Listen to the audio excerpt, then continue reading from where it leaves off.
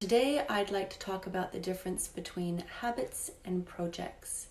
Now, in order to do that, I'm just going to do a quick recap of a video that I posted yesterday, which was meant to be for day one, where I talked about the difference between cleaning, tidying, and organizing. So just very quickly, organizing is having what you need, when you need it, things that have a home that can be accessed very easily, very quickly to do whatever it is that you need to do for your personal or professional goals.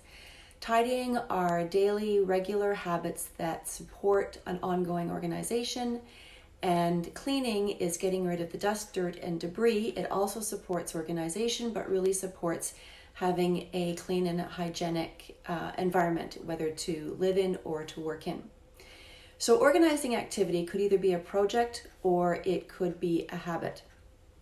So an organizing project usually involves clearing out a backlog of things, and it's going to be where you're going to set up the structure, systems, and processes that you need to make sure that the things that you're using have a home and can be easily accessed and retrieved and stored back into their home easily and efficiently.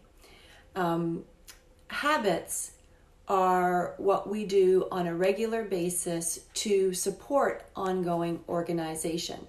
One of the biggest, most common things that I hear from clients is people tell me I should only touch things once. That is a habit. If you're processing paper, if you can only touch that paper once, perhaps it's mail that comes in the front door, you open it, you throw out the envelope, you throw out the flyers, you figure out what you need to do with the piece of paper, and then you get it put away. Boom, done. You've only touched it once. That's a habit. It doesn't work for a backlog. And that's why this is an important concept for people to know when they're organizing. The strategies that we use for clearing a backlog are not the same as the habits that you use on a daily basis to stay organizing. The strategies to clear a backlog have to attend to an individual's often response of being overwhelmed by the project at hand. I'm going to organize the garage. Frequently requires clearing out a lot of debris, unneeded, unused material that is currently stored in the garage that you don't need any longer. Sometimes facing that project of clearing the backlog can be incredibly overwhelming for people. And the strategies that we use as professional organizers to do that are different than the habits you're going to use to keep that garage organized. So one of the strategies that you might use is go after the low-hanging fruit. See what you can very easily, very quickly, without too much thought, know that you are ready to part ways with. It might be kids' old toys. It might be clothes that don't fit you. It might be scooters that your kids don't use any longer. When I'm working with a client with a backlog of paper, one of the things that I do is I take the stacks of paper, or a few stacks or whatever, and first ask them, clear out all the recycling and the garbage and the shredding. The only decision that you have to make is keep it, not keep it.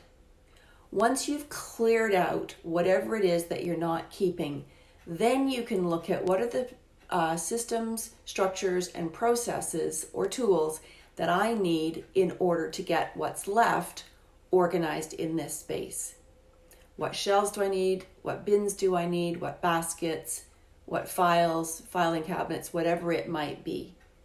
Once you get rid of the backlog, get rid of the debris, get rid of the decision, keep, not keep, you're only left with what you need to keep.